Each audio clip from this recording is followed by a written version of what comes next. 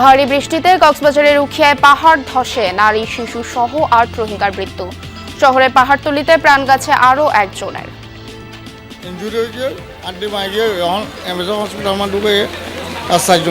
ওই জায়গা থেকে যেহেতু সরায় নাই, ওই কারণে ঘটনাটা ঘটেছে।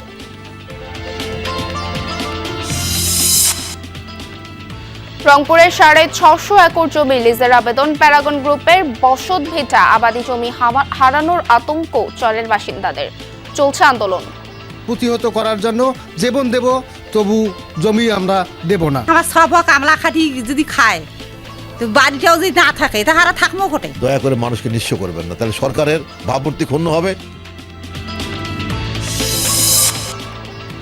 কুড়িগ্রামে বেড়েই চলেছে বাল্য বিয়ে। অল্প বয়সে গর্ভধারণ ও প্রসবের কারণে বাড়ছে মা ও শিশুর মৃত্যুর ঝুঁকি। আমার ক্লাস 7-এ বিয়ে হবার 6 বছর হল, 2টা বাচ্চা। অপ্রাপ্ত বয়স্ক মা কোমরের হাড়গুলো চাপা থাকে, ওদের ক্ষেত্রে এই প্রলং লেবার, অবস্ট্রাটেড লেবার নামের ঝুঁকিগুলো হচ্ছে।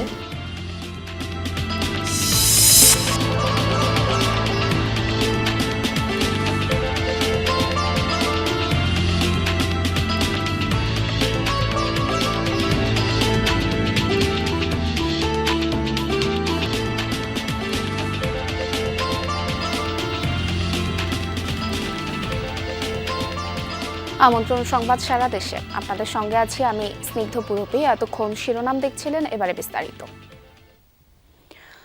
টানা ও ভারী বর্ষণে কক্সবাজারে হয়েছে ভয়াবহ পাহাড় ধস। রোহিঙ্গা ক্যাম্প ও শহর মিলিয়ে অন্তত 9 জনের মৃত্যু হয়েছে, আহত বেশ কয়েকজন।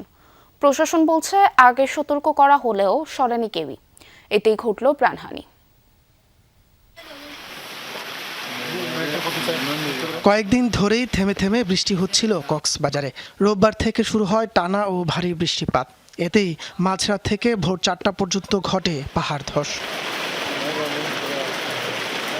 ক্যাম্প প্রশাসন জানায়, রাত 3টার দিকে উখিয়ার বালুখালী 11 নম্বর রোহিঙ্গা ক্যাম্পের সি ব্লকে ধসে পড়ে পাহাড়। চাপা পড়েন নারী শিশু সহ 4 জন। ঘটনাস্থলেই হয় তাদের মৃত্যু। এর আগে রাত 1টার দিকে পালংখালী ইউনিয়নের 15 নম্বর জামতলি ক্যাম্পে হয় পাহাড় ধস। নিচের বসত ঘরে থাকা কামাল হুসাইন, তার স্ত্রী হুমায়রা বেগম ও তাদের 4 বছরের ছেলে আনাসের মৃত্যু হয়। তারা নতুন আসছে মানুষ, তো তারা তখন আগে আর আসি হিসাবে আর তখন তো কি হবো, আর তো স্বর্ণমিকা আছে, তারা এখন স্বর্ণই বাজল অন্য ভা পার ভাঙিয়ারে ফরিয়ারে 4 জন, 5 জনের মাঝে একজন ইঞ্জুরি হয়ে গিয়ে আড্ডি মাই গিয়ে এখন এমএসএম হসপিটাল আমার ঢুকে গিয়ে 4 জন মরে গিয়ে, মা বাবা 3 জন, বৈনক্য। এদিকে কুতুপালং 7 নম্বর রোহিঙ্গা ক্যাম্পে রাত 2টার দিকে মাটি চাপা পড়ে 7 বছরের শিশু একরামের মৃত্যু হয়। এছাড়া কক্সবাজার শহরের 12 নম্বর ওয়ার্ডের ছাত্তার ঘন এলাকায় পাহাড় ধসে একই পরিবারের 3 জন চাপা পড়েন। স্থানীয়রা তাদের উদ্ধার করে হাসপাতালে নিলে আলী আকবর নামে একজনকে মৃত ঘোষণা করেন চিকিৎসক। ক্যাম্প কর্তৃপক্ষ বলছে, আগেই ছিল পাহাড় ধসের শঙ্কা। মাইকিং সহ বিভিন্নভাবে সতর্ক করা হয়েছিল স্থানীয়দের, তারা সরে না যাওয়ায় এই প্রাণহানি। তাদেরকে সতর্ক করে দেওয়া হয়েছিল, কিন্তু রাতের মধ্যেই তারা ওই জায়গা থেকে যেহেতু সরায় নাই, ওই কারণে ঘটনাটা ঘটেছে। এই সময়টা একটু সজাগ হওয়ার কথা। আমরা সবসময় মাঝিকে সতর্ক করি, আমরা নাম্বার গণসংযোগ করি যে যদি ভারী বর্ষণ হয়, টানা বর্ষণ হয়, লার্নিং সেন্টারে চলে যাওয়ার জন্য। এদিকে কক্সবাজারে গেল 24 ঘন্টায় 250 মিলিমিটারের বেশি বৃষ্টি রেকর্ড করেছে আবহাওয়া অধিদপ্তর। ভারী বৃষ্টিতে উখিয়া সহ জেলার অনেক জায়গায় দেখা দিয়েছে জলাবদ্ধতা, কোথাও কোথাও বসত ঘরে ঢুকে পড়েছে পানি। তাপস সরকার, যমুনা নিউজ। দর্শক, পাহাড় ধসের বিষয়ে আরো জানাতে কক্সবাজার থেকে যুক্ত হচ্ছেন সহকর্মী এহসান আল কুতুবী। এহসান, উদ্ধার অভিযান এখনো চলছে কিনা এবং নিখোঁজ ব্যক্তির কি সংখ্যা আরো বাড়ার সম্ভাবনা রয়েছে? বিস্তারিত কি তথ্য আছে আপনার কাছে? পূর্বে প্রথম বিষয় হচ্ছে কোনো নিখোঁজ নেই এবং হচ্ছে উদ্ধার তৎপরতা রাত্রেই শেষ হয়ে গেছে এবং এখন হচ্ছে দাপন কাপনের যে কাজ সেটি মূলত তারা সম্পন্ন করার যে কার্যক্রম সেটি মূলত চালাচ্ছে। আর আমরা একটু আগেই আজকে যে ভয়াবহ ভূমিধস পাহাড় ধসের বিষয়ে একটু আগে কথা বলেছেন শরণার্থী ত্রাণ ও প্রত্যাবাসন কমিশনার। তিনি বলেছেন মিয়ানমার থেকে যারা বাস্তুচ্যুত হয়ে এখানে এসেছেন তাদের মানবিক দৃষ্টিতে তাদের জন্য থাকা খাওয়ার যে ব্যবস্থা করা হয়েছে সেগুলোর পাশাপাশি অনেক রোহিঙ্গা যাদের জন্য বরাদ্দ ছিল এবং এর বাইরেও অনেক রোহিঙ্গা প্রায় 1.5 লাখের অধিক রোহিঙ্গা এখানে এসেছেন।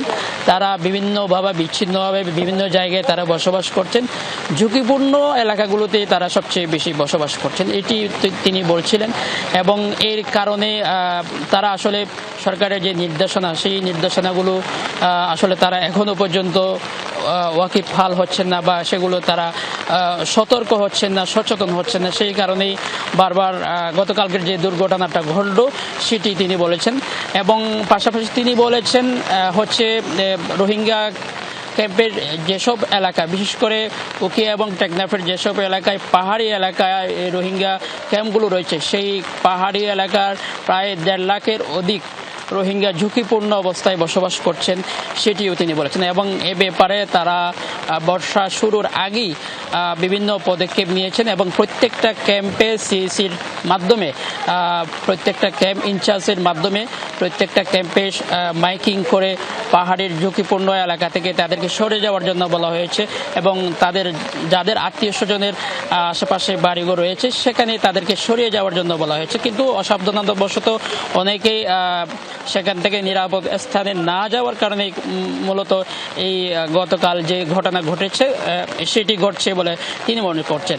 তো এই সবাইকে সতর্ক থাকার জন্য বলা হয়েছে, যেহেতু বৃষ্টি আরও কয়েকদিন অতিবাহিত থাকবে। হেজান, পাহাড় ধসের তথ্য জানছিলাম আপনার থেকে, ধন্যবাদ আপনাকে।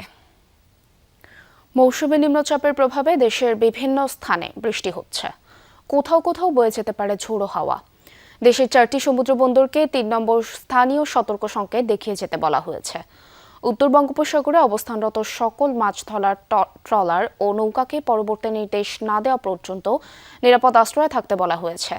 বৈরী আবহাওয়ার কারণে 4 দিন ধরে টেকনাফ সেন্ট মার্টিন রুটে নৌযান চলাচল বন্ধ রেখেছে প্রশাসন। আবহাওয়া অধিদপ্তর জানিয়েছে, ঢাকা, ফরিদপুর, খুলনা, বরিশাল, চট্টগ্রাম, কক্সবাজার ও সিলেট অঞ্চলের উপর দিয়ে ঘন্টায় 60 থেকে 80 কিলোমিটার বেগে ঝোড়ো হাওয়া বয়ে যেতে পারে। এসব এলাকার নদীর বন্দরগুলোকে পুনরায় 2 নম্বর নৌ হুঁশিয়ারি সংকেত দেখিয়ে যেতে বলা হয়েছে। রংপুরের গঙ্গাচড়ায় প্রায় 650 একর জমি লিজ নেওয়ার জন্য প্রধানমন্ত্রীর কার্যালয়ে আবেদন করেছে শিল্প প্রতিষ্ঠান প্যারাগন গ্রুপ। এরই মধ্যে মাঠ পর্যায়ে তথ্য উপাত্ত সংগ্রহ করছে জেলা উপজেলা প্রশাসন। এদিকে বসতভিটা ও আবাদি জমি হারানোর আতঙ্কে চরের বাসিন্দারা। লিজ যেন না দেয়া হয় সেজন্য মানববন্ধন আন্দোলন করছেন তারা। জেলা প্রশাসকের কাছে স্মারকলিপিও জমা দিয়েছে ক্ষুব্ধ বাসিন্দারা।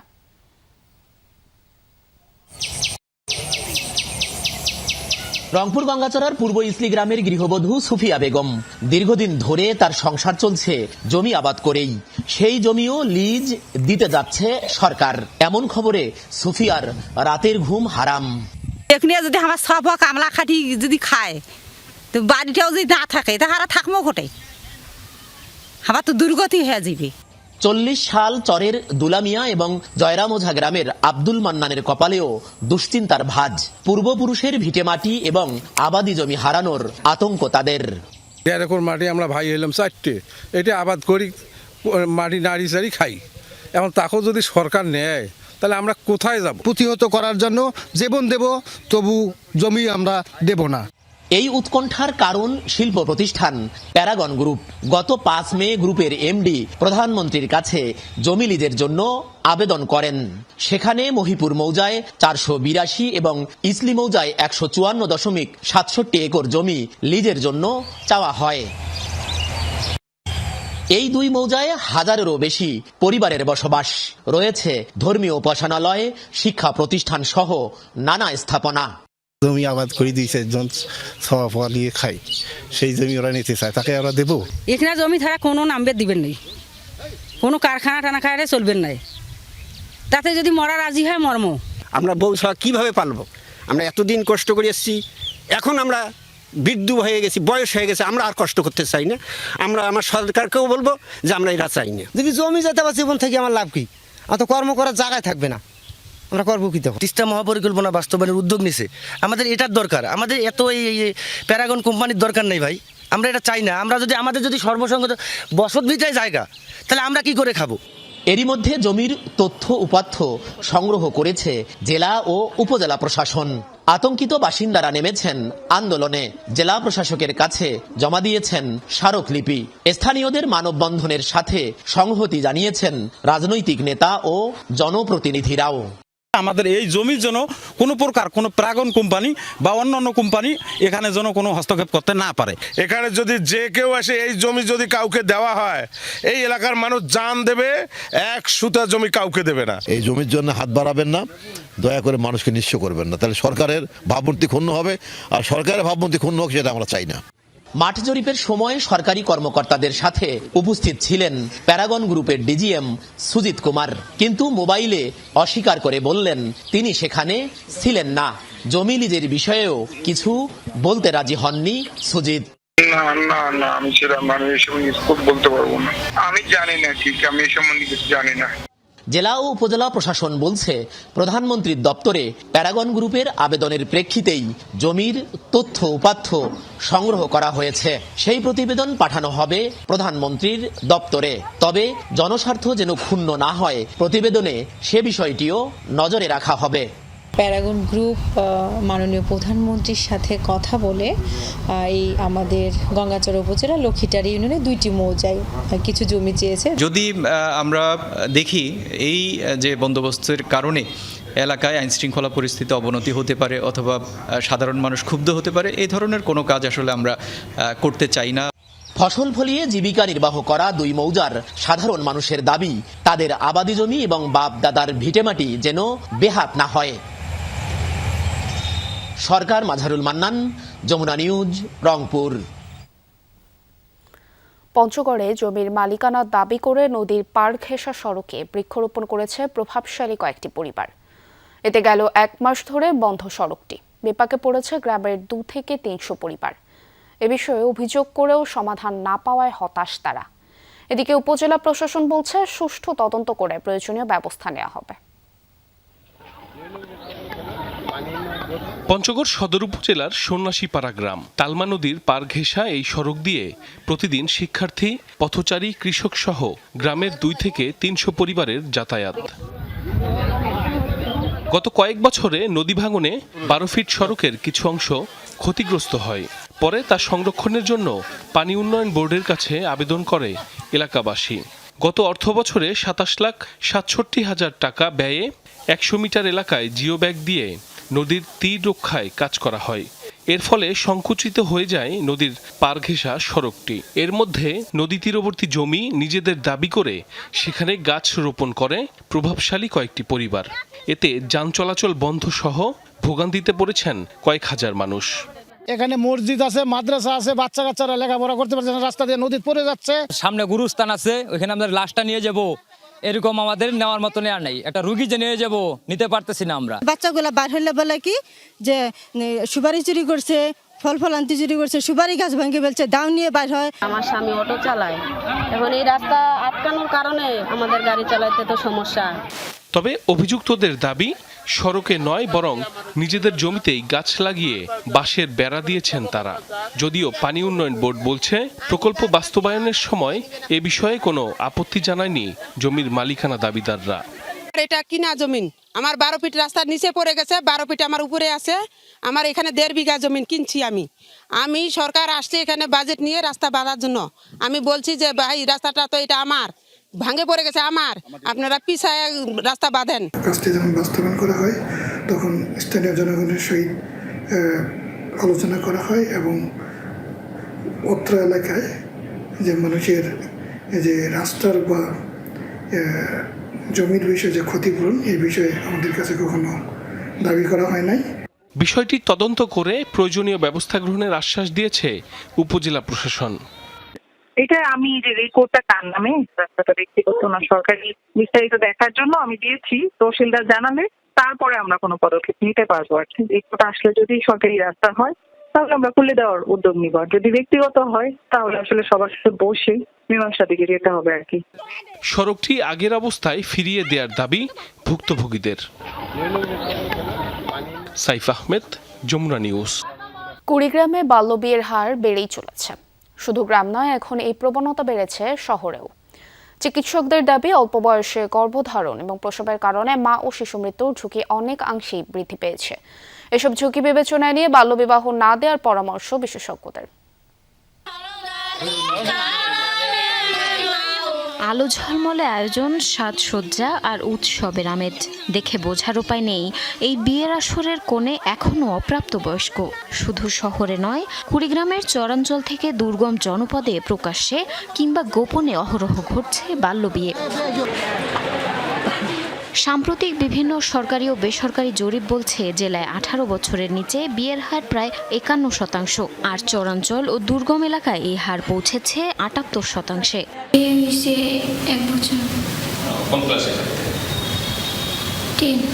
ক্লাস 7-এ বিয়ে আবার 6 বছর হল, 2টা বাচ্চা।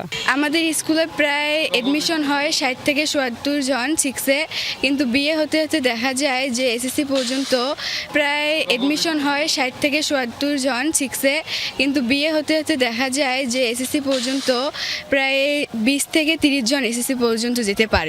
সংশ্লিষ্টদের মতে, কুড়িগ্রামে বাল্যবিয়ের অন্যতম কারণ দারিদ্রতা, কর্মসংস্থানের সংকট, জলবায়ু পরিবর্তনের প্রভাব এবং ঘন ঘন প্রাকৃতিক দুর্যোগে জেলার দারিদ্রতার হার বেড়ে দাঁড়িয়েছে 31.13%। অর্থনৈতিক চাপে অনেক পরিবার মেয়েকে অল্প বয়সেই বিয়ে দিয়ে দিচ্ছে। অন্যদিকে কিশোর কিশোরীদের প্রেমের সম্পর্ক থেকে পালিয়ে বিয়ের ঘটনাও বাড়িয়ে দিচ্ছে এই প্রবণতা। ফেসবুক, তারপর ভিডিও ইত্যাদিতে নানাবিধ সম্পর্কেও জড়িত হয়ে অগ্রিম বিবাহ বা বাল্য বিবাহ আমরা যেটা বলি এরকমের শিকার হচ্ছে। বাল্যবিয়ের হার বেড়ে যাওয়ার কারণ হচ্ছে অসচ্ছলতা, নদী ভাঙন, কর্মহীন মানুষের ব্যাপকতা, আর্থিক অসচ্ছলতা, এগুলোই মূলত বাল্যবিয়ে বৃদ্ধির কারণ বলে আমি মনে করি। শুধু দারিদ্রতা নয়, নদী ভাঙনও হয়ে উঠেছে বাল্যবিয়ের বড় কারণ। প্রতি বছর জেলায় প্রায় 2500 পরিবার নদী ভাঙনে গৃহহীন হয়। ভিটেমাটি হারিয়ে অন্য এলাকায় গিয়ে নিরাপত্তাহীনতায় ভোগা পরিবারগুলো অনেক সময় মেয়েদেরকে অল্প বয়সেই বিয়ের সিদ্ধান্ত নেয়। এখন তো ভিডিও কলে বিয়ে হচ্ছে, এই জায়গার মানুষ আরেক জায়গায় যায় বিয়ে করতে আসে, মুন্সি ডাকে কলেমা পড়ে বিয়ে করে নিবেন। মানুষের হাতে এখন টাকা পয়সা নাই, খুব অভাব, এই কারণে সংসার চালাইতে পারে না, তার ফলে অল্প বয়সে বিয়ে দেয়। চিকিৎসকরা বলছেন, অল্প বয়সে বিয়ে হলে প্রসবজনিত সমস্যা, মা বাচ্চার পুষ্টিহীনতা সহ অনেক রকম স্বাস্থ্য ঝুঁকি তৈরি হয়। নবজাতক হতে পারে বিকলাঙ্গও। পাশাপাশি মা নবজাতকের মৃত্যু ঝুঁকি তো রয়েছেই। অপ্রাপ্তবয়স্ক মা কোমরের হাড়গুলো চাপা থাকে, ওদের ক্ষেত্রে এই প্রলং লেবার, অবস্ট্রাটেড লেবার নামক ঝুঁকিগুলো হচ্ছে প্রসবকালীন সময়ে, এবং দীর্ঘক্ষণ ধরে প্রলং লেবার বা অবস্ট্রাটেড লেবার থাকার কারণে ওদের প্রস্রাবের নালী এবং মাসিকের রাস্তার মধ্যে একটা সংযোগ স্থাপন হয়ে যায়, যেটাকে আমরা ফিস্টুলা বলতেছি। 2022 থেকে 2025 সাল পর্যন্ত জেলায় বাল্যবিয়ে হয়েছে সব মিলিয়ে 452টি। জারিন অর্নি, যমুনা নিউজ। শুধু রাজধানী নয়, দেশের বিভিন্ন জেলায় বড় পর্দায় ব্রাজিল নরওয়ে ম্যাচ উপভোগ করেছেন সমর্থকরা। তবে উৎসবের রাত পাল্টে যায় হতাশার ভোরে। হৃদয় বিদারক পরাজয়ের পরও প্রিয় দলের পাশে থাকার অঙ্গীকার সবার মুখে।